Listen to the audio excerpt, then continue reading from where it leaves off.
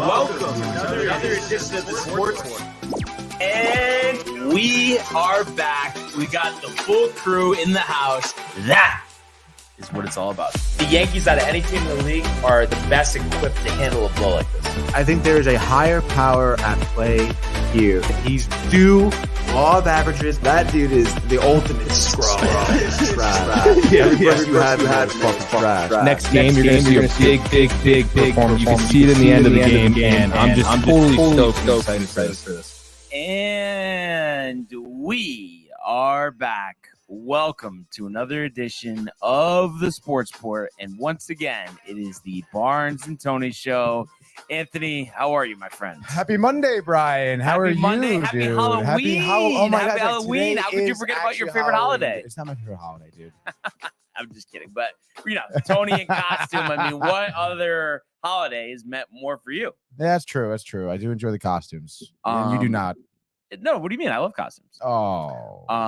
But it was an action-packed weekend, Tony. We saw the World Series get to game 2, obviously all the NFL games, the golf, the hockey, the Rangers getting off the schneid, which was nice. Yeah, you had no confidence. So a lot to discuss, but let's start with the world of the National Football League. 6 for 101, 2 touchdowns.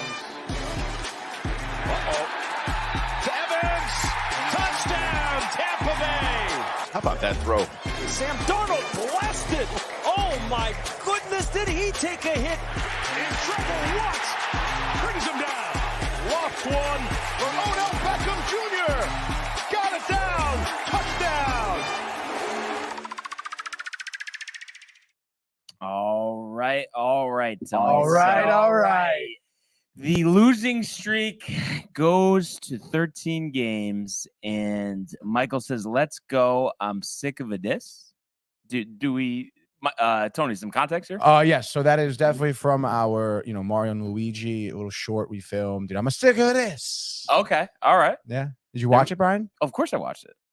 I mean, it's just, you know what I mean? No, there are so many videos out there. Sorry. I mean, for me to remember all the lines, I mean, come on. But yeah, as I was getting to, the losing streak to the New England Patriots falls to 13 games in a game yesterday that the Jets, Wilson. Let's be real. I mean, they should have won that game, and it does fall on, you play the bite about Zach Wilson, but it really does fall on his shoulders. And, Mr. Poo-Poo. I've tried to be very patient. And at the end of the day, listen, I mean, You're of course, not doing your job. Of course, the Jets, are in a spot at 5-3, way above where anybody anticipated they would be. But as we say, no matter what sport we're talking about, expectations change as the season goes on. And you come into this game 5-2, the Patriots lose to the Bears the week before, and you're telling me at home we can't figure out a way to beat them. And what was the problem? Of course, Zach Wilson. I mean, you look at the numbers here, a career high 355, but 20 of 41, so less than 50% completion, 3 interceptions, and a QBR of 24.1. I mean, that's just simply not going to get it done. And these were ill-timed interceptions. And Jaybird says, "What's up?" and says, Zach Wilson. I mean, he's not wrong. Yeah. It's just such a shame because I know there's talent in this team. I mean, you look at Garrett Wilson yesterday, great game, 6 receptions, 115 yards. You could tell he's going to be a star at the wide receiver position. But I just have no confidence in Zach Wilson. I mean, this was a game, like I said, the Patriots are not, one of the top teams in the league. He just could not get it done. And I know, he had the late touchdown, which was their only points of the second half. So you couldn't generate any offense till the second half, till the game's basically over because you're relying on an onside kick at that point. Right. And just that one interception that sticks out of 3 is way too many. Let's try 0 first of all. But where he's just trying to throw the ball away and he just throws it right to Stephon Gilmore. Embarrassing. So embarrassing. So embarrassing. And it's just, like I said, I mean, I felt like you could have won this game. And, even though you didn't have a good running game, and I'm sure, obviously Breece Hall was missed, they only ran for 51 yards, 3.4 per carry, but that was, a product of trailing in this game. And, you should have been able to rely on Zach.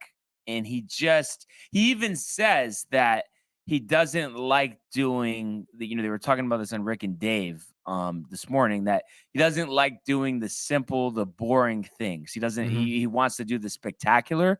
And, when you're not hitting your checkdowns and when you can gain solid yardage, and then you have to do, a pirouette or whatever you call it, to throw the ball. I mean, it's just completely ridiculous. Just make the throws, hit the open receivers.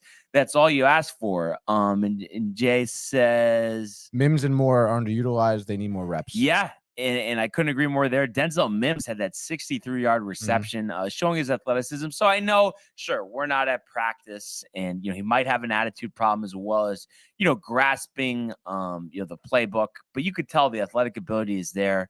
So we have him using. Same thing with Elijah Moore. I know we don't like what he said, and just because he's basically saying, oh well, I'm not a big part of why we're winning, so I don't want to be here. And it's just like, listen, ridiculous. If he's on our team though, we might as well use him. So it's just like, that's a loser, but we know that. But it's just like, at the end of the day, I don't like what we're getting out of Zach Wilson. And I know, like, he threw a lot more passes this game, but what did it do for us? You know what I mean? There was just a lot of mistakes, and I don't know. I just don't know how you clean that up. Yeah, I mean, like you said, like Zach Wilson wants to go out there and do something special. I think because of that, he's forcing a lot of plays here. There was, that one interception, which was just a clear, blatant mistake when he tried to throw the ball out, ended up throwing, right to a New England Patriot here. But I think his other interception, it was just like he had pressure. He was falling backwards onto his back foot and just kind of lobbed the ball up there. Basically just having a prayer, hoping that a jet's gonna come up with it. But it's like, first of all, you threw it. There was probably like 4 Patriot defenders there with your one receiver, but it's like just don't do that. Just throw that away. Honestly, at that point, I understand you trying to make something happen, but I mean, hey, dude, it's a long game. The Pats weren't exactly scoring. There was a lot of 3 and outs to start off the game. The game was very well, within your grasp, I think, until the end, basically. Pretty unfortunate. Pick 6 that got called. Actually, yeah, Jay just brought it up. The pick 6 that got called back for roughing the passer was a huge turning point. This was right before the half, I believe. And there was a pick 6, but I forget who it was. Late hit on Jones. They called it Franklin back. Myers. Yeah, Myers, who I think a repeat offender, I think, this season for the late hit on the QB. And then instead of, I think it, going up with a score going into halftime, I think, Nick Folk, I think, ended up hitting like a field goal. It was like 10-6 instead of, 17-3 or whatever the score would have been. I mean, yeah, that would be a huge turning point, I mean, think about it. And being, up 17-3 coming into the second half is entirely different. Not to mention, I would imagine, I mean, for a defense, I mean, that's got to be a gut-wrenching callback. I mean, a pick 6 to end the half, you're hyped, and then to see that flag drop and get a call back, and then New England to end up getting points out of it. I mean, that just it's demeaning, it's demoralizing. And then on top of that, the Zach Wilson interceptions. I mean, that cannot happen. The whole storyline for him this season was, oh well, he's not getting a lot of passing yards, but he's not turning the ball over. Which was a great highlight, a great improvement on his part. And then you come here, 3 interceptions.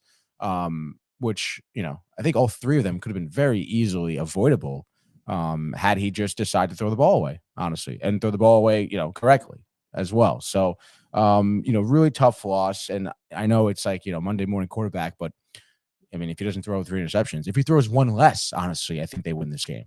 Yeah, absolutely. And it's really a shame.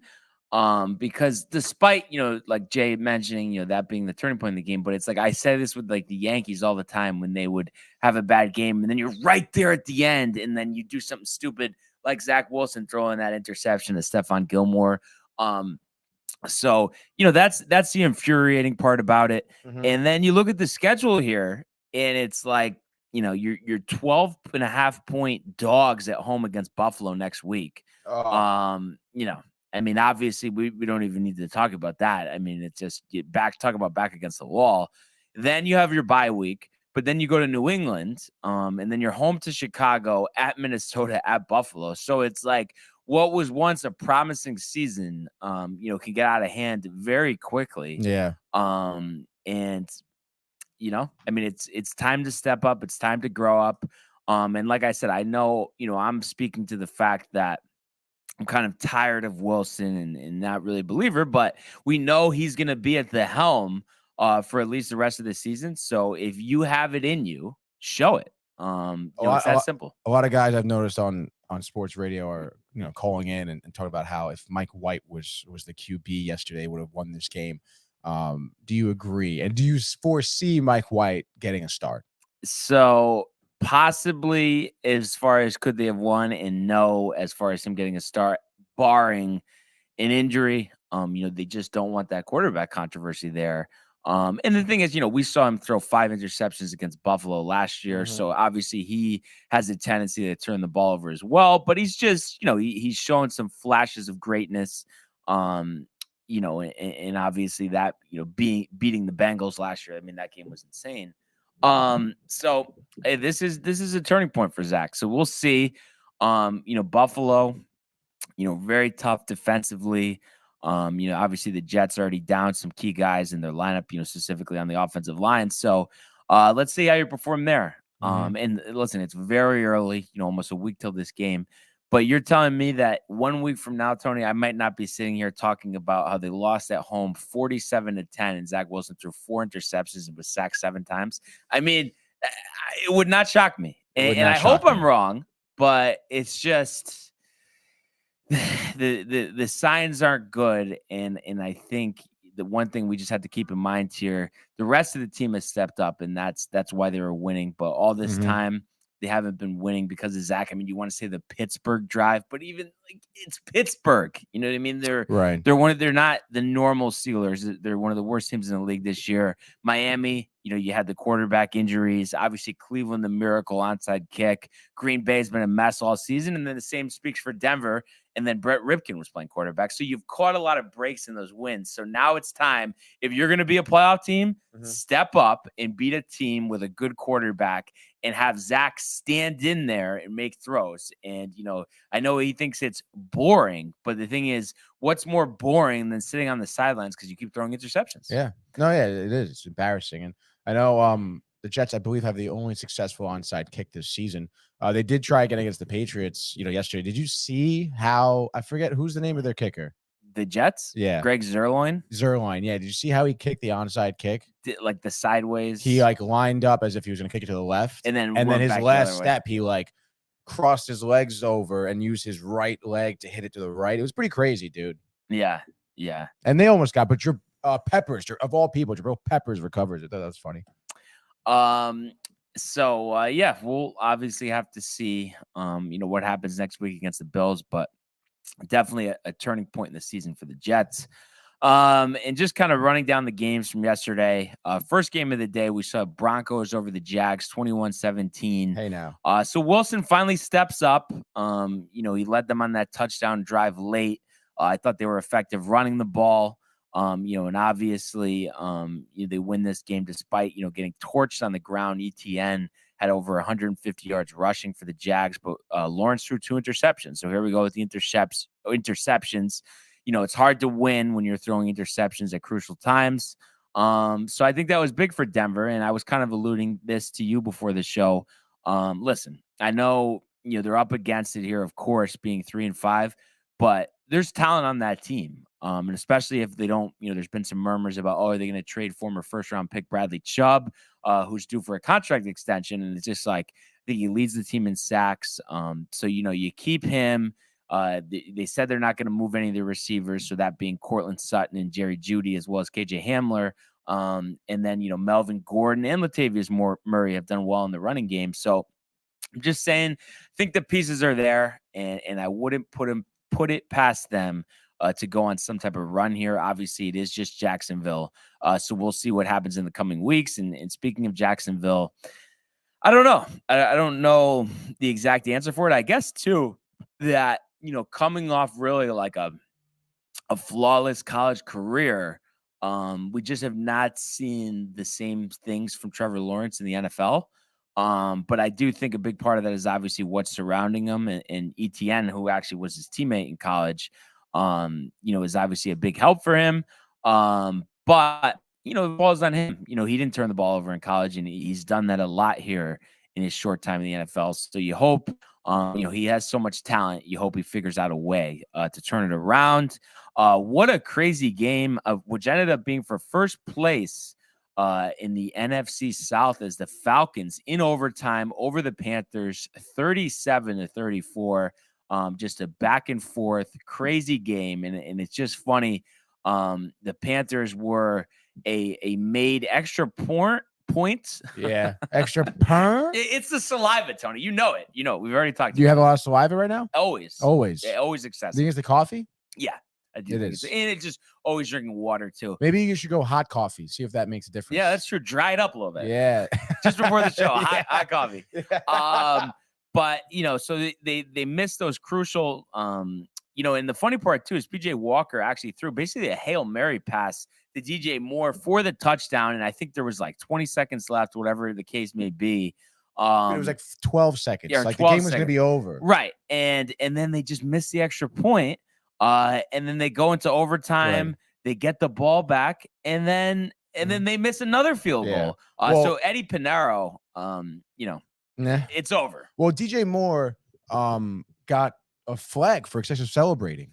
Oh, right. So that's why they moved the extra point back. But the field goal he should have made, and that extra point, I don't know, man. It's not like it was a 70-yard field goal. Yeah, but it was like 40. 48, I think. Yeah, which is what the hell kind of penalty is that? 15 yards from the 33, which would normally be the extra point. Dude, so that is like, first of all, so stupid on his part. I mean, when you think about it, like I understand like 49. I mean, we see kickers today knocking them down, like, down the middle, no problem. But I mean, it's not like it's not an easy field. I mean, 49 yards is still 49 yards, dude. But like, he just yanked it. He did yank it a little bit. But I mean, if I was him, obviously it does fall on his shoulders missing the field goal. But I mean, Moore's got like, what are you doing, dude? Yeah. Like the game's not over, bud. Right. And you're like, come on. That's so stupid, dude. Like the celebrating. Are you kidding me? As Matthew checks in here, says taking the helmet off is so stupid right there. It really was, dude. And he says, dump the hot coffee on your head. Barnes is salivating. Brian, we have it a family. Oh, Mike. Wow.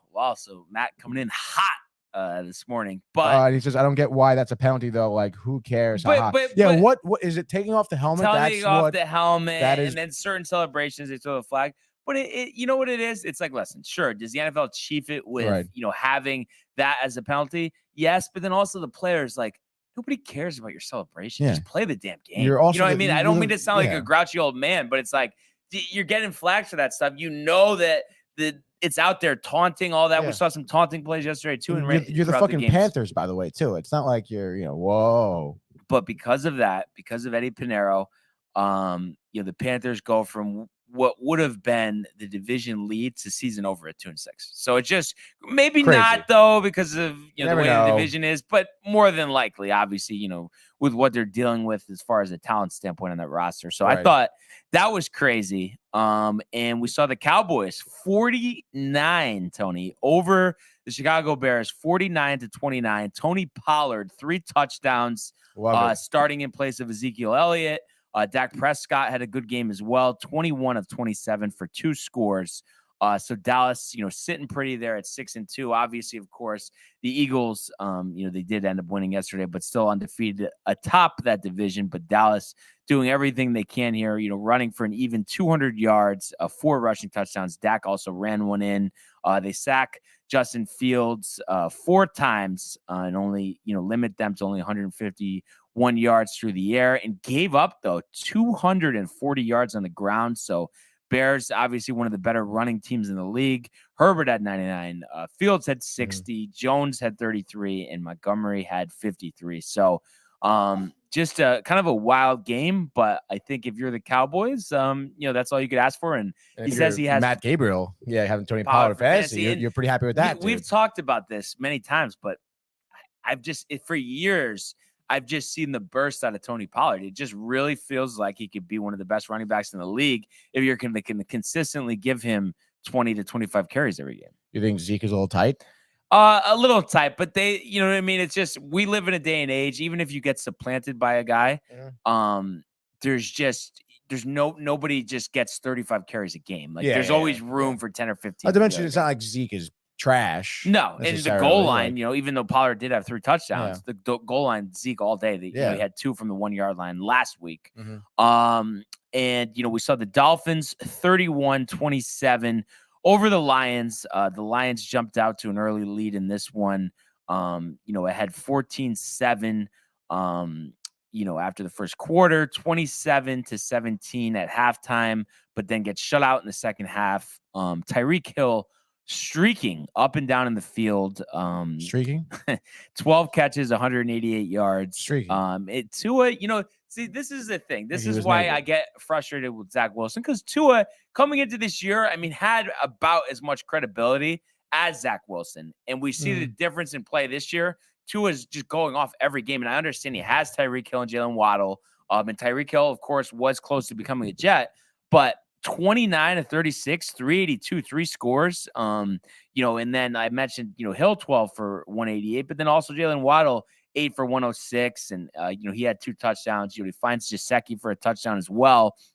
So the Dolphins are impressive. The Lions, it just, you hate to say it, because I'm sure deep down he's a good guy, but it just doesn't seem like it's going to work out for Dan Campbell. I don't know. And maybe the Lions are just cursed.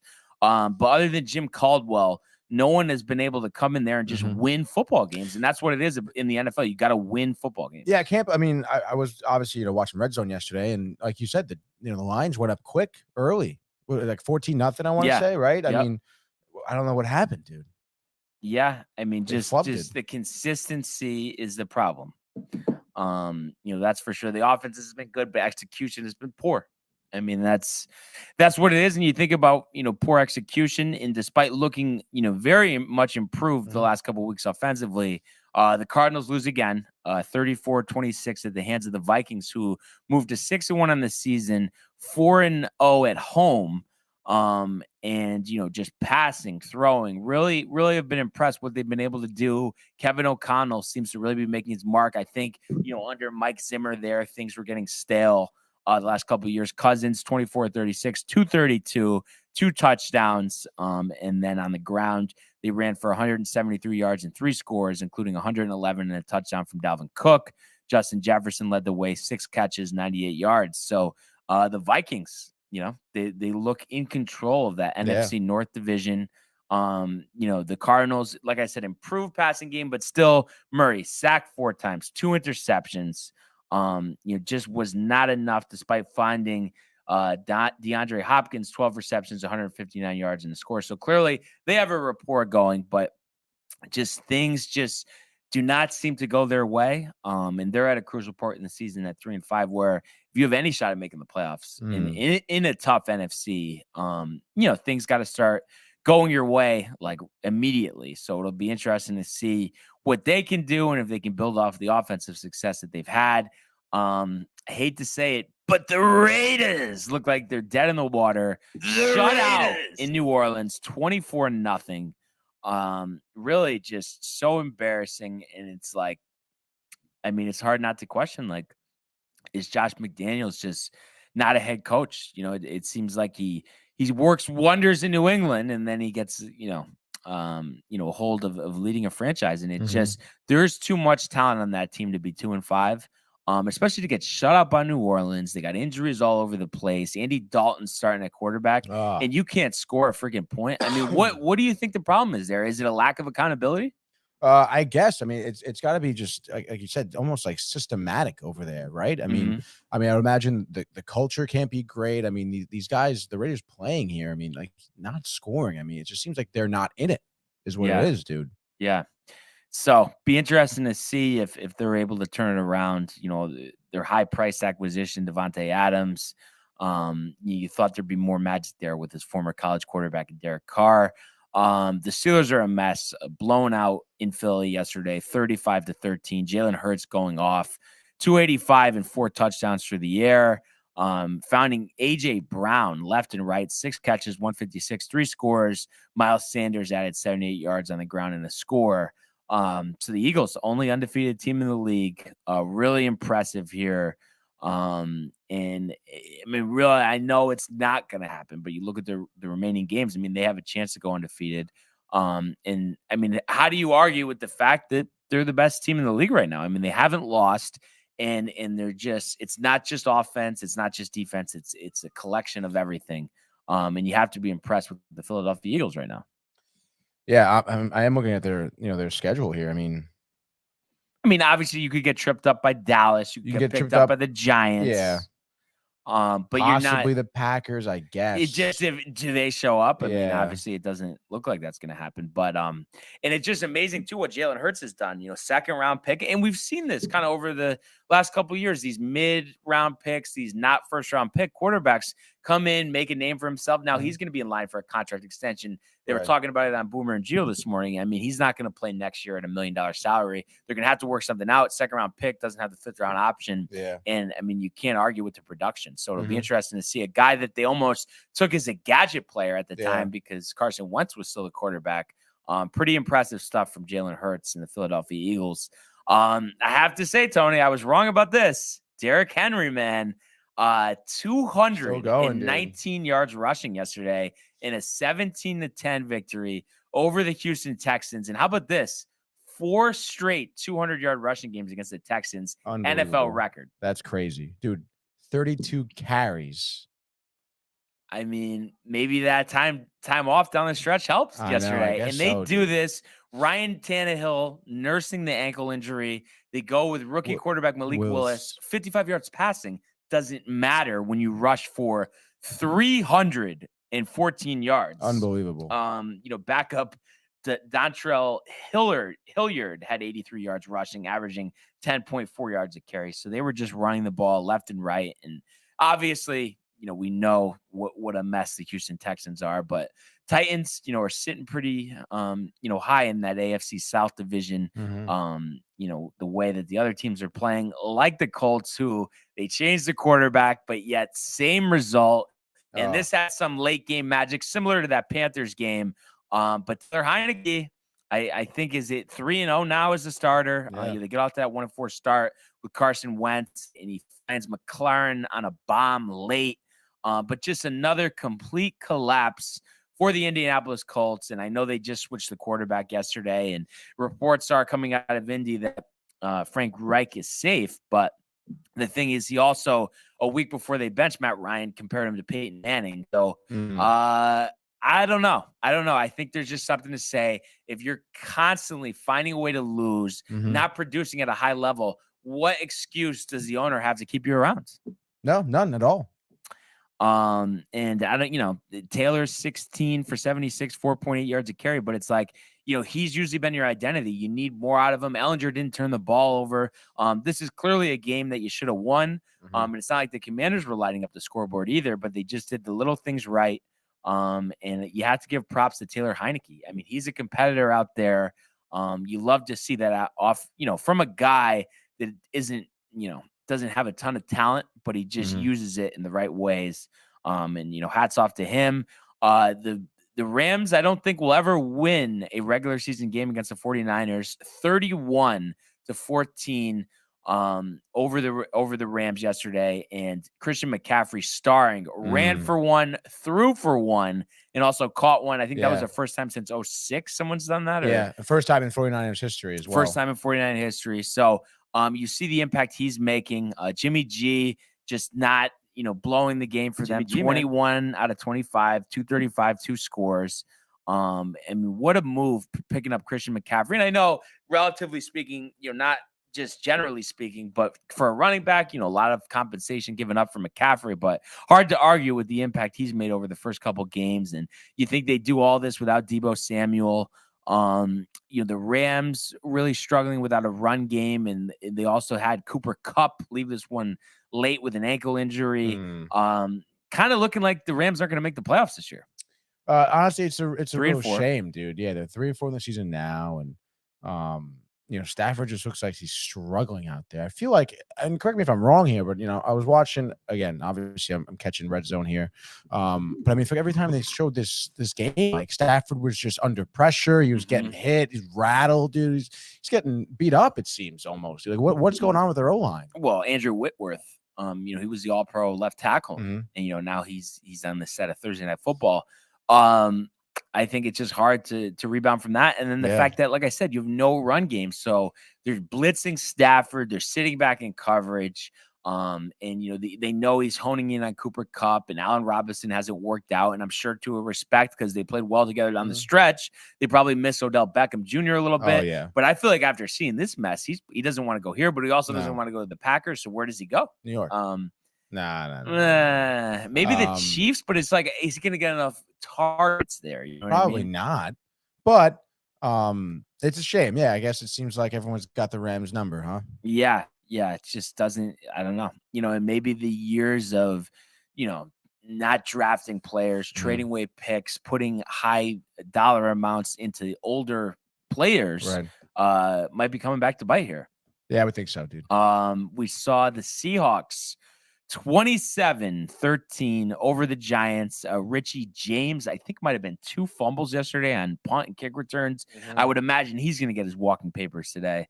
But Seattle, Geno Smith finding a way week in, week out, 23 of 34, 2 touchdowns. Kenneth Walker had a rushing touchdown. Tyler Lockett, 5 receptions, 63 yards. How about DK Metcalf? Everyone's expecting a lengthy injury after he leaves with that knee. Last week, comes back this game, catches a touchdown, as well as 6 receptions. So you got to give it to him, and you got to give it to Pete Carroll, because I think, he's kind of taken a lot of heat, a lot of the blame for, of course, that mishap in the Super Bowl against the New England Patriots, and just the way that they've played, and, feeling, you had this loaded team, loaded defense, you only win 1 Super Bowl. But here he is with a team that everyone is expecting to go, 3-14, 4-13, something along those lines. And he's 5-3, and really looking good there in that NFC West, and actually leading the way in the NFC West, which is, who would have thought that after 8 games? I know. I mean, you look at the team, and I mentioned it last week too. No one would have guessed, how good, how solid Geno Smith has been. And again, I feel like Seattle did a pretty good job of mitigating the damage of Barkley here. I mean, he had 20 carries for 53 yards. He did have a touchdown, but I feel like, based on his, games this season, it was probably one of his, I guess, least productive games that we've seen out of him. And of course, it wasn't a phenomenal passing game out of Jones. He got sacked 5 times as well. So, Seattle did a really good job, I think, of just, kind of limiting the options for the Giants to score here. And then obviously, scoring 27 points of their own. Yeah. And I think too, everyone was too quick to write off Geno. I mean, he really didn't get a fair opportunity. He had broke his jaw. Such a terrible team around him. In the 1 year where he would have had good targets with Eric Decker and Brandon Marshall, he breaks his jaw. Obviously, we know what happens from there. Fitzpatrick steps in. But here he is in Seattle. He's got 2 Pro Bowl receivers and a solid running game. And here he is with a good coach as well. You think back to all the bad coaches that they had over there with the Jets. And it's paying dividends for him. So you got to give it to him, and for sticking in there too, because it'd be very easy to give up. He finally gets a start with the Giants. They last for a half, then they pull him. You know what I mean? And now he's a backup for 3 years. So to just stick with it, really, really impressive stuff out of Geno Smith and the Seattle Seahawks. Yeah, dude. The Bills keep on humming here, 27-17 over the Green Bay Packers, who fall to 3-5, 4-game losing streak for Aaron Rodgers and the Packers. Bills came out hot, only 3 points in the second half, but they just tried to run the ball, waste clock, and just seal up this victory, and that's what they did. And Josh Allen, I mean, this game wasn't even as close as the score indicates. He threw a couple of second half interceptions. He got kind of just forcing it, but we know how great he is, and just how good this Bills team is. You think about his weapons too. Stephon Diggs, 6 catches, 108 and a score. Gabe Davis, he tried to find him for a long touchdown, just missed him. But the connection the 2 of them have is very good. And I guess you could say the one negative thing for the Bills is they did allow 208 yards rushing from the Packers on the ground. So that's all the Packers had. I mean, Rodgers 19 of 30, 203, two touchdowns and a pick. But a lot of that was check down stuff, and he just does not have the vertical passing game that he had last year with Devontae Adams. Chris Collinsworth mentioned it on the call. It's just interesting to think where they would be should they have had Devontae Adams. And I don't know, 3-5, and you think you're looking up at the Vikings 6-1 right now. I mean, is it even worth, bringing in Odell or Brandon Cooks, someone to that effect? I mean, I guess, right? I mean, Rodgers is getting older. You got to try anything you can. Do you think that solves it? Just getting a bona fide number one receiver. Does that fix the problems there in Green Bay? I mean, it'll certainly help. I mean, I think, I feel like it's another team where I'm watching this game and I know Rodgers was only sacked twice. But dude, he was feeling heat, from the Bills defense here. And I don't know what it is. I feel like every time he gets sacked, his helmet is always like fucking backwards. I don't know if Rodgers? I don't know if it's like the bogus diaper chin strap or Probably what it is, but that helmet's not secured on his head. Because every time it's a meme because he's just like up, it's just like, and the helmet's just like, Yeah.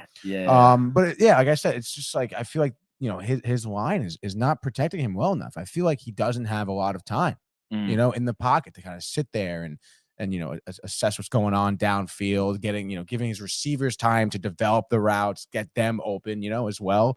So maybe an offensive line and certainly a star receiver. I think would work wonders for him. Odell will be pretty interesting, but again, I mean, Odell, I'm sure wants to go somewhere that's going to be like a contending team this year, I would imagine, right? So, I don't know. We'll see, I guess, but it's not looking good for Aaron Rodgers. I mean, I feel like, very slim chances that they even make the playoffs. Yeah, it's crazy to think about. I would imagine probably one of the worst seasons Rodgers had in his career. Oh yeah. The results just aren't there. What percentage, and the Lions are at home next week against Green Bay, percentage that they're able to pull the upset? Campbell carried off the field. I mean, what do you think there? Wow, I would give them like a 66%, honestly. Wow. Yeah, that's interesting. That's revenge game, obviously, too, for Jamal Williams. And we've seen that the Lions could score, so. Right. And the Packers have struggled. So, I mean, that's how you'll know that the season's over. I mean, you can't possibly lose your 5th game in a row and have it be the Detroit Lions. I mean, talk about embarrassing. So that'll be interesting to see. Do they fold? Do they come back with a vengeance? Time will only tell. Last game of the week tonight, Bengals at the Browns. And Cincinnati comes into this one 3-point road favorites. Total set at 45. We know Jamar Chase is out with that hip injury. The Browns have been a mess. Seems like they haven't been able to recover from that collapse against the New York Jets. Everything has kind of just went wrong since then. So, I mean, kind of a tough game to gauge just because, Chase is such a big part of what Joe Burrow does. What's he gonna look without him? What's he gonna look like? But then it's like, the Browns haven't really shown that much, even though like they don't look horrible, but it's like with the execution that we talk about, finding ways to lose. So with this 3-point number in favor of the Bengals, or obviously you could have the Browns +3. What is going to be your official pick here, sir? Man, it is pretty tough because like you said about Chase. I mean, I guess the Falcons. I think he had like 140 yards, 2 TDs. Yeah, I mean, it's just every time, like give him the ball in space, he's going to take unbelievable, dude. So, I don't know. I got a gut feeling though that Cleveland, like you said, still going to try to find a way to lose here. Not a high scoring game. I think the Bengals win this one 17-14. So I guess, but what's your official? I know it's a push, but so your official thing is Bengals -3. Yeah. All right. Good. Why you don't like that? No, I think you're right, and I know I usually oppose you, but I don't think I could take the Browns. Just Brissett, and it just seems like it's a mess waiting to happen. Unknown caller. Gonna call. Should I answer it? Yeah, answer it. That's probably prefer. You think so? Yeah.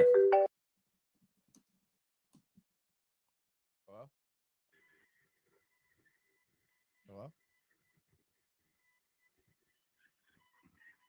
I don't think it's anybody, dude. No, it's not. That would have been crazy if it was preferred, dude. Yeah, nah. He's probably watching right now. Have a bunch of comments posted up. I hope he is watching, dude. Anyway. Anyway, Are you? What would you say your what would you say your buzz level is here? In terms of this football game. Well, let me see here. I mean, it's Monday night. It is Halloween. Rangers aren't playing. Rangers are not playing, but World Series is on. So maybe, I feel like Jay would want to peek into the game. So I guess I'll watch with him. But yeah, buzz all-time low. Prefer comments. It is not me. I figured prefer when no one answered.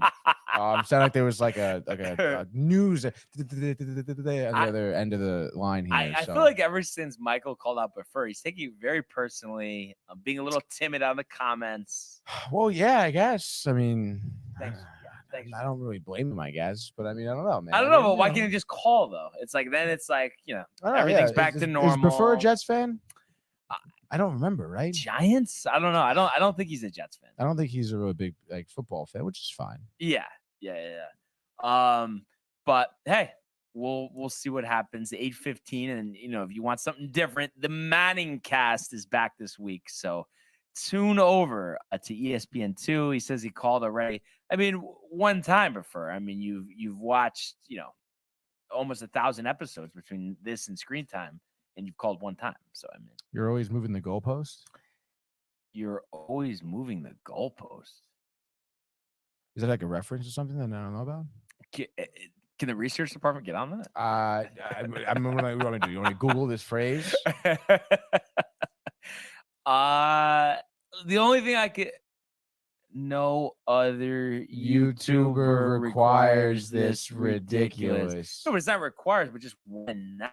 I don't know. Like, it's like, for instance, for me, like, Tony, all the sports radio I've listened to over the years, and I'll be the first one to admit, I haven't called in that many times, but that's just because I have to wait 2 hours. If you're going to tell me I can call in and I have to wait, I'm going to do it right away. I think I've called in, just twice. One to Rothenberg, one to Michael K. Right. And it was Michael K when we were at the Beach Bash. So that was dope. Right. But even Michael K is kind of, I'm over him, dude. But Rothenberg was fun because I was talking about the ESPN app. Yeah. Dave's such a chief, though. Dave Rothenberg? Get out of town. No. Like, I'm saying, like, he has, like, a good show, but he's a little bit of a chief. That's all I'll say. I mean, I don't get it. All right. I mean, I guess, as they would say, Tony, the proof is in the pudding as you move the goalpost.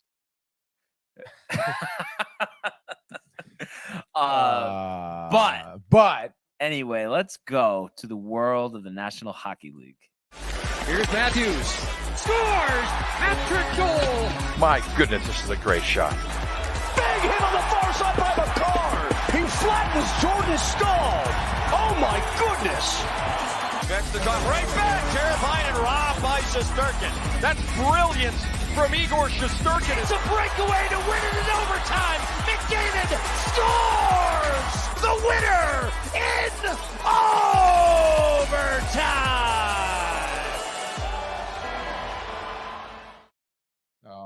All right. So what do you think, Tony? I mean, would you say it was a successful weekend for the New York Rangers? 6-3 over the Stars Saturday. Come back to take care of the Coyotes yesterday, 3-2. What are your thoughts? I mean, hey man, I know Brian was very upset coming into this weekend, worried. Oh, they might lose to the Coyotes, might lose to Dallas, fetch Melka. Listen, I think that it was a great weekend for the Rangers. We were talking about how they haven't really had that, 5-6 goal game yet. And they did exactly that, on Friday, right? They were in Dallas. Saturday. Remember Saturday? Oh, it's like Saturday. Friday was, that's right. The Devils. Yeah. Okay. Saturday, right? The 2:00 game, 4:00 game, whatever it was, dude. 2:00. 2:00. Eastern. Yeah, obviously Eastern time here. Well, I mean, the game's in Dallas. You don't know. Yeah, but I don't do Central. Time zone. Are they in Central? Right? Dallas. Yeah, no, it's Central. Central. Yeah. Yeah. Okay. What is that? Like 3 hours ahead of us? No, the Central is just 1 hour. 1 hour? Is really? Yeah. Oh, okay. Anyway, so they come into this game in Dallas, and we talked about how Dallas does have some goal scoring, Pavelski, there's some young guys, some old guys, whatever. But, the Rangers came in here, let up a goal pretty early, actually, by Marchman, I think like a minute into the game, something like that. And, I was sitting there and I'm thinking like, oh shit, dude, like give a goal early. I mean, that's not exactly obviously the start you want. But, towards the middle of the first period, Kreider scores. And then from there, second period, we come out less than, I think, a minute in. Trocheck scores with a power play that went over.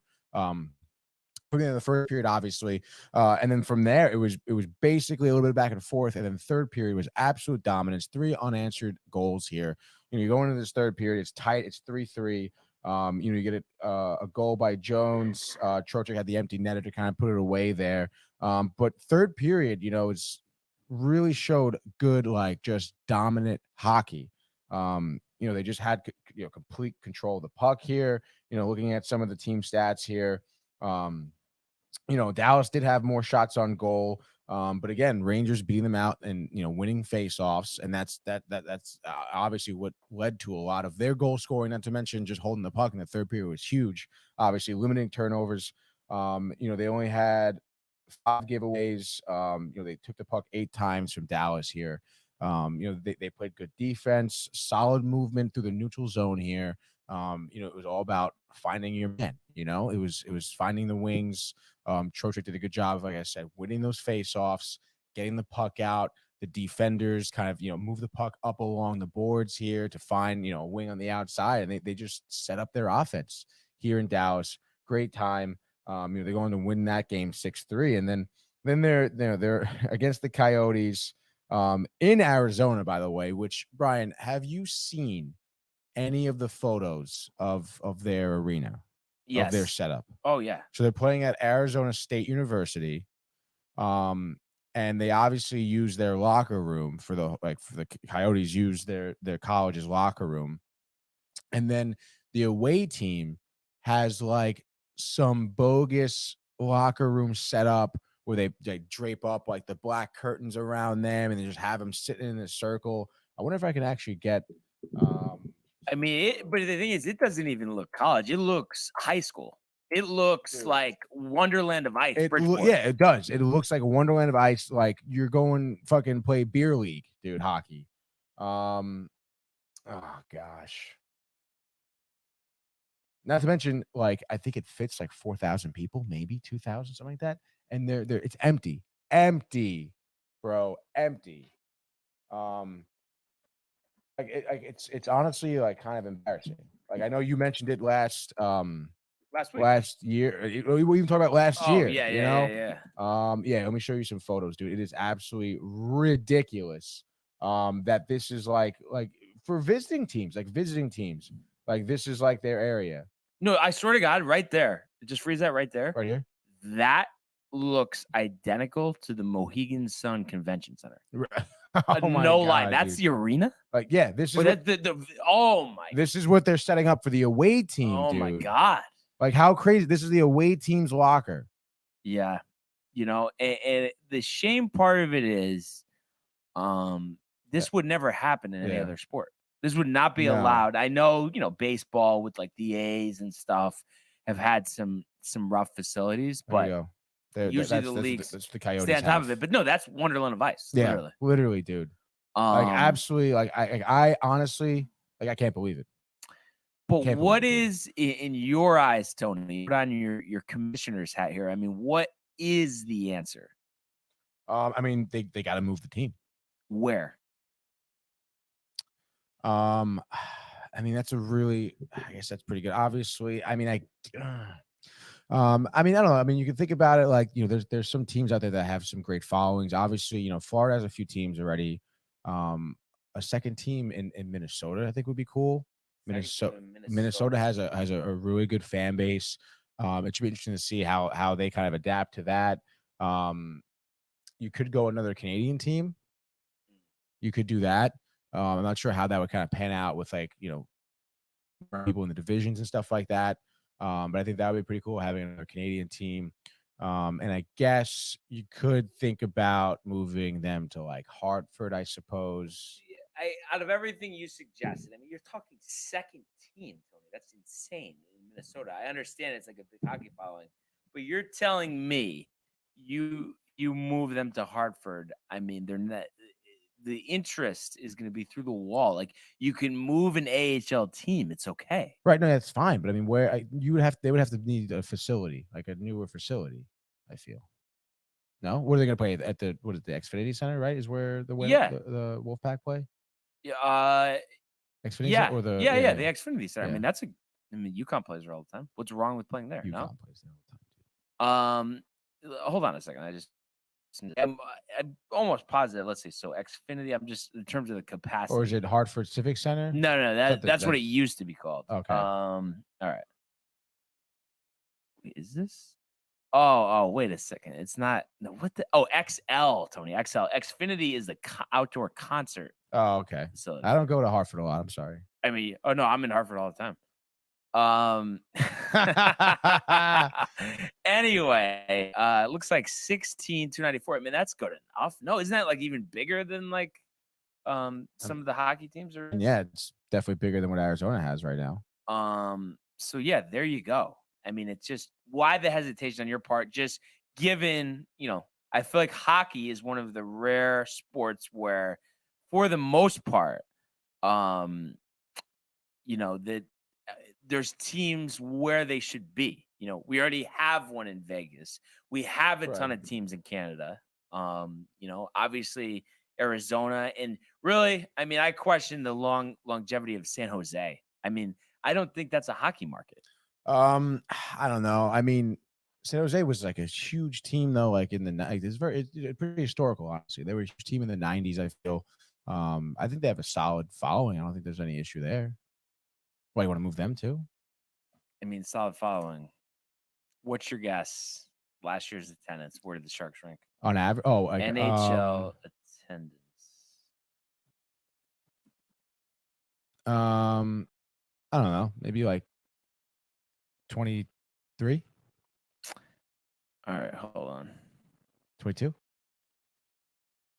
I hate when it's like. Oh, it's not telling you, or it is, but okay. Allow expand. Like, geez. Oh no. So, yeah, San Jose. How many teams are in the NHL? 31. Is it 31? Yeah, because with Seattle, yeah. So they're fourth from the bottom. So what? 27. 27. Yeah. So they only average more fans than Arizona, Buffalo, and Ottawa. What Ottawa though? Maybe that was just pandemic. Do they usually have? Because they're original six. Is that from last? No, they're not. This is original last six. year. That's from last year. But last year, Canada still had the weird, traveling stuff. So yeah. But the fact that I don't know. I mean, 12,573. I mean, I guess, but I just feel like this year it's tough to go off of but we'll do it anyway. Let's see. Just kind of curious. I feel like I've always honestly got riled to look up attendance. It's pretty interesting. I kind of enjoy it because I feel like some things you hit right on the head, and then other ones it's just like way off. Yeah. Let's see. This is Statista. I've never heard of Statista. Have you? No, I can't say I have, dude. Why did I don't know. I just like how baseball just gives you like just ESPN, the teams just listed. Okay, actually we do have it here. All right. So San Jose has moved up a little bit, and believe it or not, okay, they go non-chronological order. Are you kidding? I mean non-chronological, like not by. So it's not like best numbers to worst numbers. But let's see. So 17,562 for the Sharks. Oh, that's capacity. Okay, no, it is in order. I'm sorry. I have San Jose Sharks here, 2022-23 season, 14,483. Yeah, 14,483. Nice. Wow, look at the Devils. Teams below it. The Sabres 13,352. The Devils 12,189. Obviously, the Coyotes in that arena. And then that's it, right? Yeah. So here we go. Bottom of the league. Well, then what? What do you want to move New Jersey too? No, the Devils can stay. But also, I think that's a product of, if you're in the tri-state area, it's not easy to get to. And it's like almost the same thing with Citi Field. Like, is going to the Prudential Center. You know what I mean? And it's also like complex. think about it, like just like the tri-state area, just like California, there's a shit ton of teams. Right. If you're from the tri-state area, you're a Rangers fan, an Islanders fan, a Devils fan. You can even be a Flyers fan, honestly. Right. Just like how, California has the Kings, the Sharks, dude, the Ducks. Like it's and I think you would know better than me, Tony. But I would imagine, if we're talking tri-state hockey teams, I mean, the Devils interest always must be I can't believe considerably low, consistently third behind the Islanders and the Rangers, right? Yes, absolutely. And then even so, like South Jersey, like you're right there by Philly. Like I know a lot of people who are Flyers fans from Jersey. The Devils are just not in the Prudential Center, dude. Like, have the Sabres ever had a strong following? I guess not. I mean, I honestly, when we look at their numbers, I'm honestly really surprised that they don't. Mm-hmm. I don't know if there's just still Rangers fans upstate, or maybe since they're all the way at Buffalo, there's people who are even like Montreal fans. Mm-hmm. I don't really go up north. No, I've never been to Buffalo. I've never been to Buffalo either, dude. I would honestly love to go to a game. I kind of want to it's a shame because they were unveiling it last night on Sunday Night Football. It's not gonna be ready, I think, till 2026. But the new Bills Stadium looks pretty sick. But that's a long time to wait. I know, over 3 years. But yeah, you would think like Buffalo. I mean, Bills Mafia, dude, like freaking like diehard fans. So you would Sabres think original team or no? No. How would you know? No, I'm not sure. I can look it up. I don't know. I feel like they've been around a while, but maybe I'm wrong here. No, they definitely been. 1979, right? Is that a question? No, is it right there? Founded 1970. 1970, and then but the NHL was founded in what? Oh my gosh, dude! It was like the 30s, 30, 20 something probably. Okay. But still, I mean, 1970. You're over 50 years, and the league expanded to 14 teams. I'm sure. I mean, but they never have they ever been have they won? I don't think so. And that arena kind of sucks, right? KeyBank. I mean, having heard great things about it. Yeah. Euro. So I think that obviously has something to do with it, and maybe some of those younger been there pieces, twice. They got over in the Jack Eichel package. Could potentially help, but there's another franchise. So you just every league, there's a couple teams, and I think Arizona, San Jose, Buffalo. Those are teams you got to think about, but just the way, Tony, that we see the fans support the Bills, I do have a feeling if the Sabres really do get it together, and they are 5-3 right now, I would think the support would follow. Or yeah, I would think so too. I mean, again, Buffalo people, the people in Buffalo, I should say, they're very prideful. I would say, and I would go visit, dude. Go up there, get the wings. Go to a game. Go to Canada. Go to Canada from there. You haven't been to Canada, or you have been to Canada? Yeah. We talked about this. Yeah, I've been in Toronto. So yeah, and maybe that has something to do with it too, because no one's crossing the border from Canada because they have so many teams there, so they're not interested, right? Right. I mean, I would imagine I don't know, Montreal from Buffalo has got to be like maybe 5-hour drive or something, right? Yeah, I mean, the Canadiens, they're getting a lot. You talk about original 6 team, good following, come on. All right. So just a point of reference here, Tony. So they have not made the playoffs since the 2010 season, have not made a conference final since 2006. And actually 05 and 06, I don't know if you remember any of those teams. They were in the conference finals back-to-back years. They lost to the Hurricanes and the Senators. Wow. That is pretty crazy. The Hurricanes and the Senators, dude. But if you look at their history, they actually have made the playoffs in like the early part, obviously not doing anything, but they have, and they lost. So 74, they lost in the Stanley Cup Finals. So I guess that was, and they lost in 98 to the Flyers, I think. Yeah, to the Flyers. No, to the Stars. 98. Stars. Oh, to the Stars. Yeah, so 2 Stanley Cup Finals. Back when the Stars were Minnesota? Or was it Dallas Stars? I think Dallas. Oh, okay. Wait, 98 or no? I would imagine they were still the Minnesota North Stars. Minnesota North Stars. I could be wrong on that. 98. I mean, I was only 3 years old, Brian. Okay, no, 93. They've been in Dallas. Oh, okay. The Metro Stars was a while ago. Yeah. So yeah, just something to keep an eye out for. We'll see. The Sabres, we know we talked about they started out strong last year and really folded quick. So only 3 games tonight, so we'll do one each in a common. And just to introduce the options here, we have Washington at Carolina, the Red Wings at the Sabres, and what do you know? the Kings at the Blues. Sorry to sneeze. No, I'm good. All right. Wow. What do you know? I mean, Red Wings at Buffalo. I mean, how we were just talking about Buffalo. I'll take that game. I understand, Buffalo, you mentioned 5-3 on this season right now. Yeah, they're in the KeyBank Arena. Buzzing off that Sunday Night Football win last night. Oh, yeah, I bet, dude. They also just you don't think like they have a couple extra beers, tickets are cheap. They're like, oh, let's go to the game. We'll kill the beers and go to see the Sabres play. Detroit got some talent. You know what? That actually sounds like a great day. Yeah. Yeah, coming off of the Bills. Slam some wings before. Dude. Wow, you want to go? You want to go, dude? No, I'm gonna say, Buffalo. I understand they're 5-3, but they had a tough loss against Montreal. They lost against the Kraken. They squeaked by the Blackhawks 2 days ago on Saturday in overtime. I talked about Detroit a lot. I understand, they had a couple tough losses recently as well, but they did just beat Minnesota 2-1. I talked about Dylan Larkin a lot. Rasmussen is actually, I think they have Luff now. Yeah, I think it's Luff. I should probably check starting goalies.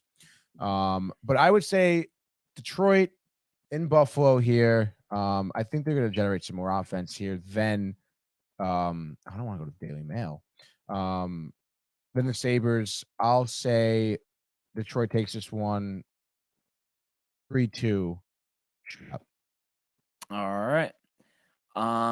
So for my pick here, I am gonna go with the Carolina Hurricanes, and actually Chokery was just at a game last week. Jeez, what was it? Maybe it was Friday. I forgot who they ended up not winning, but it's his first game of the season, so he was pumped up for that. And you look at this game, Washington, Tony. I think it's not too early to say. And I know he just played in the Stanley Cup Finals, but maybe Kumper wasn't the way to go there at goalie. 5-4. Heavy dogs here, -190 for Carolina.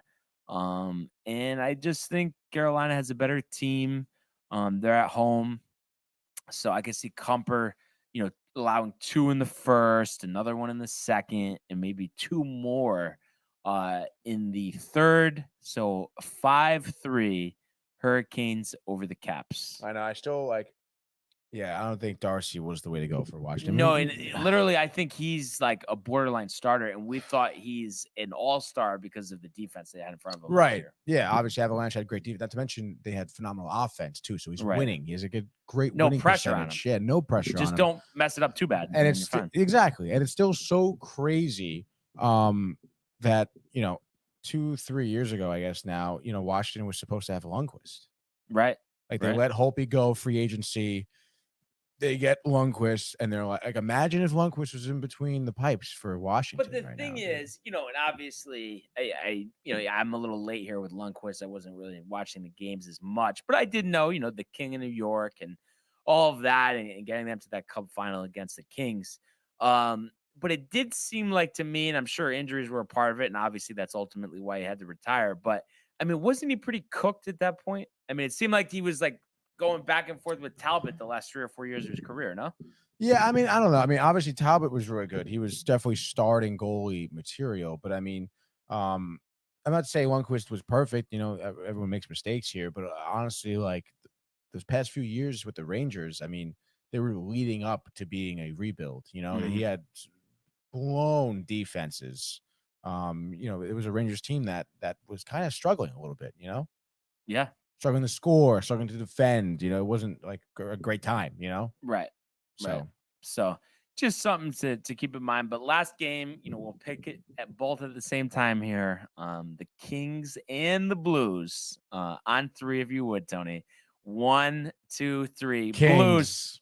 You knew I was gonna take the Blues because I hate the Kings. I don't know. I was considering the Kings though, to be honest. Really? Yeah. Yeah, no, I mean, Blues are really good, obviously. I don't like Binghamton. Jordan, yeah, but Jonathan Quick. Yeah, no, that's what I'm saying. I was considering, but yeah, I know what you're saying. Yeah, Quick is not that good. Someone who's getting a little cooked. Like, go back to Greenwich. But do you think that it was the wrong move going with Binnington over Husso?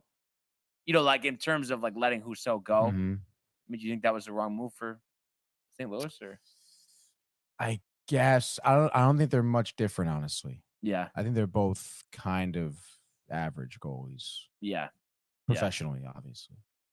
But I think goalie is almost. Is it almost like having a quarterback, like having a championship? I know Kumper just won a title, but that was a rare exception. Yeah, right. I mean, you usually can't win with a mediocre goalie unless your defense, for the most part, historic. Yeah. And offense. Yeah, I would say, yeah, I mean, it's a huge part. Yeah, I mean, I guess you could say quarterback-ish in terms of level of importance. So a little bit of a light slate here. A little bit of a fucking real light slate. No, and then I think Wednesday? There's a full slate tomorrow, but then Wednesday might be only two games as well. Wow, Wednesday is only 2 games, yeah. But yeah, pumped to see when are the Rangers back in action? Tomorrow? I know they are Boston Thursday, I believe. So maybe I think they're at home. Yeah, tomorrow at home against Philly. Okay. That's a tricky spot. And because we talked about the Tortorella tribute video. Yeah. There'll be something. There'll be like a wave, a tip of the cap. There might be a Tortorella chant, Yeah. Is he not though the Willie Randolph of hockey for you? Yeah, I guess. I wouldn't say it's that bad. No. But is it just kind of like what we always talk about? The reason why it's just tough for you because it's like it was just all right. Yeah, all right there, dude. Couldn't get that push. And it was always interesting to me because Tortorella never played in the NHL. Mm-hmm. But he always kind of like acted like he did. Okay. So you almost were sensing a little phoniness. Yeah. Like if he played in the NHL and he was successful, I would have more credit and respect for him for sure. Yeah. Especially with the way he acts. So that'll be interesting. And one thing too, before we get to our prism here, I wanted to add, you mentioned Bermuda in the intro here. Seamus Power, Tony, 19 under par, defeats Thomas Detry by 1 to win the Butterfield Bermuda Championship. So, I mean, it was an impressive performance by him. He starts out with a 3-pack of 65, closes with a 70. And, I mean, really, this one was up for grabs the whole time. And what a good story, too. Ben Griffin, who retired last year to go into finance. Mm-hmm. And I know you will. Into finance? Oh, we already talked about this, right? What? I talked about this with you on Saturday? Or no? I definitely did when you were over. Because I thought of it because of finance, about how the guy I was playing golf with said, yeah. if anybody, I'm curious what our first opinion on this. Wait, what do you think about people who say, I work in finance? But Griffin literally was in finance for like 6 months or something, goes back to the Corn Ferry Tour before he gets to the PGA, and he finishes 2 strokes back of a title here. Nevertheless, a tied for 3rd. You can't complain about that. So definitely was a good, Bermuda Championship there, especially for the field, that you had to work with. That is for sure. And I'm just taking a look. I believe, is it maybe one more tournament before we have the break here? All right. So, Gentleman Jack. Are you familiar with Mayakoba in Mexico? I do not think so. No, I don't go down to Mexico very often. So that is where often, or have you been there? I've been in Cancun. A couple times. Okay. What were your thoughts? I mean, it was nice. Would I prefer to go other places on vacation? Sure. Yeah. I mean, I went there once for a wedding and like a hurricane came, so that was not great. Mm-hmm. And, they were very like, oh, don't go outside the resort. You could die. Like, oh, yeah. So I'm like, that's a comforting thought. Yeah. I'm like, I don't want to really come back here. Yeah. I don't do this. So that'll get underway on Thursday. Worldwide Technology Championship at Mayakoba. Victor Hovland, defending champion there. Worldwide Technology Championship. Yeah, it's sponsors for everything. And speaking of sponsors, after that, next Thursday, the Cadence Bank Houston Open used to be the Shell Houston Open. That was a little easier one to say there. Cadence Bank. That one from Memorial Park Golf Course in Houston.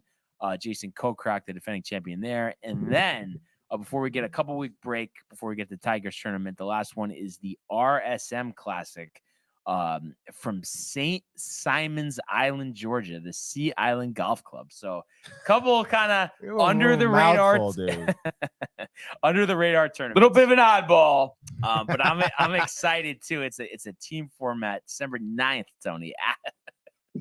I know we could just read the whole schedule, but the QBE shootout, Tiburon Golf Course, Naples, Florida, where I had a round earlier this year. So that'll be fun to watch. Good spot? Great spot. Great stuff. Really? Very scenic on the property of the Ritz-Carlton Resort. So you can only imagine. Love the Ritz-Carlton. Yeah. The background and all of that. So the world of golf, you got to love it. You got to love it. But you know what else you got to love, Tony? Is the Prism Pack Reveal. The Prism Pack Reveal.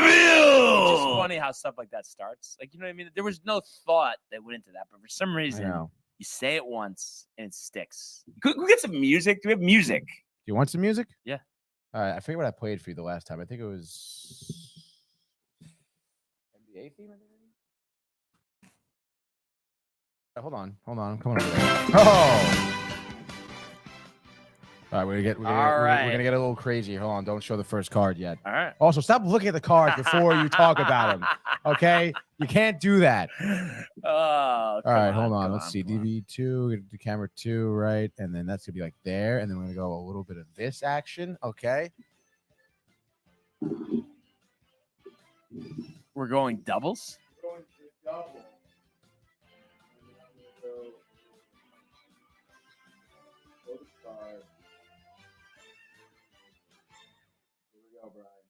All right, leading off, and Michael will love this one. One of the more up-and-coming guards, I guess one of the most up-and-coming guards in the league.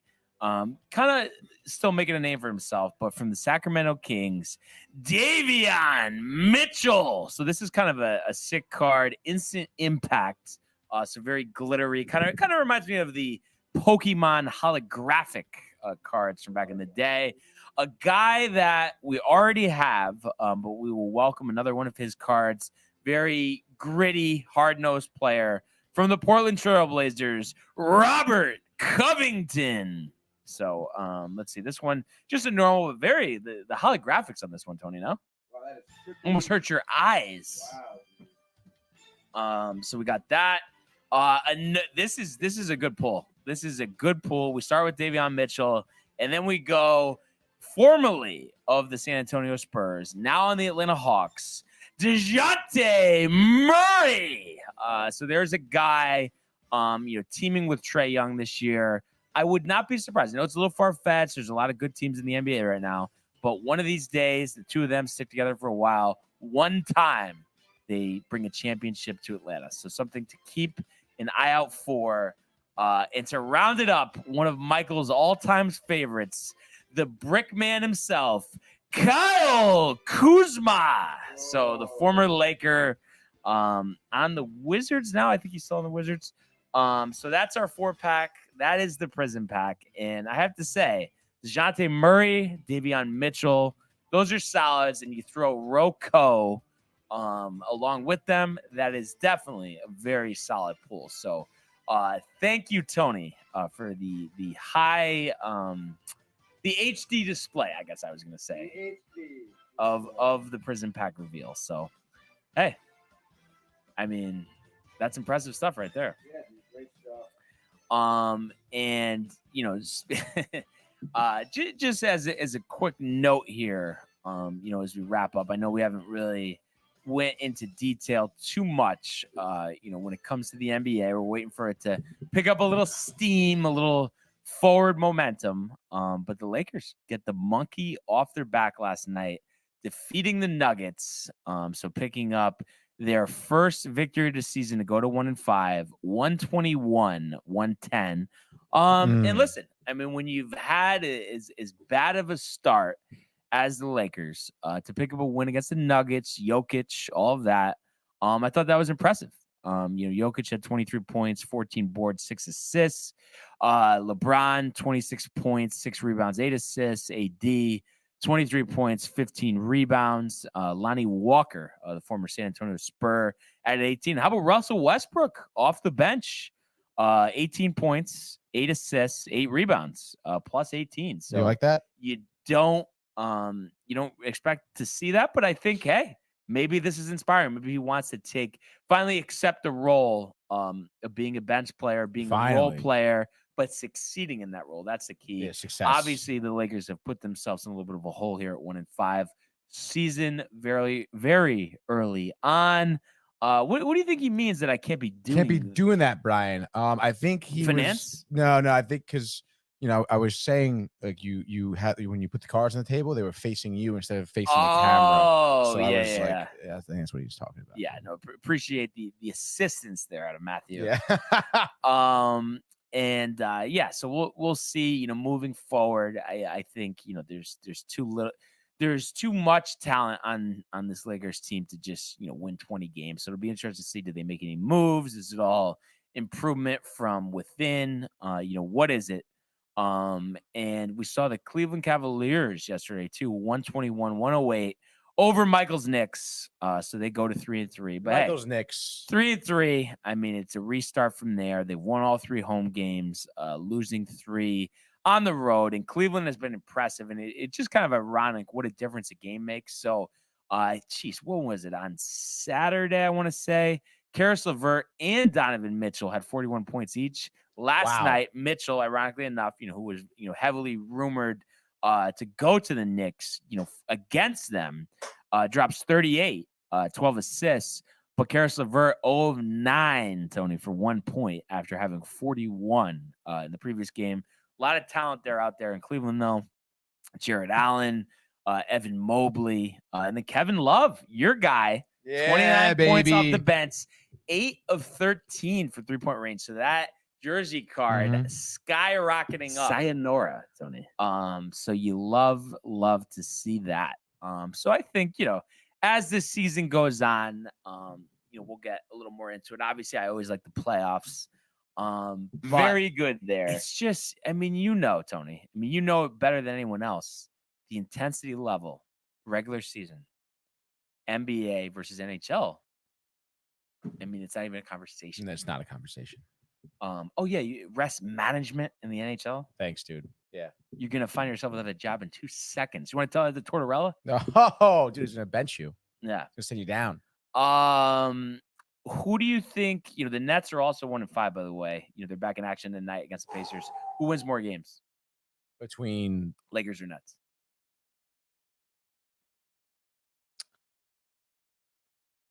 I guess the Nets.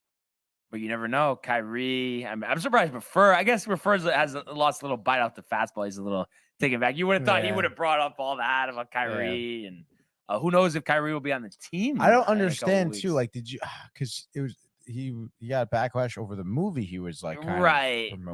But it's just, it's obviously, too, I don't even know the specifics. But it's just – one thing I will say, Tony, is why – does he always have to find himself at the face of controversy? No matter what the situation is. It's one of those guys, I guess, who just really me guy. enjoys... Would you consider him a me guy? He seems a little self-centered. Yeah. But then again, so is everyone else in the NBA, right? Yeah. Well, not everyone. I think Giannis. Kevin Love. LeBron, of course. He's not so. Oh. But so just something interesting to keep an eye out for. But other than that, Tony, anything else on the way out here, sir? I don't think so. What a day, what a life. What a show. What a life, Brian. What a show. What a life. Really like those. Beautiful Monday, dude. To thank everybody for tuning in and continuing to comment, like, and subscribe. Obviously, all the archives on the YouTube page. Tony in costume, Michael. Multiple times. Yeah, Michael in Michael costume. Something to keep an eye out for. Possibly Renee in costume. I mean, well, you'll have to take a look. Princess Peach is cheesing from here.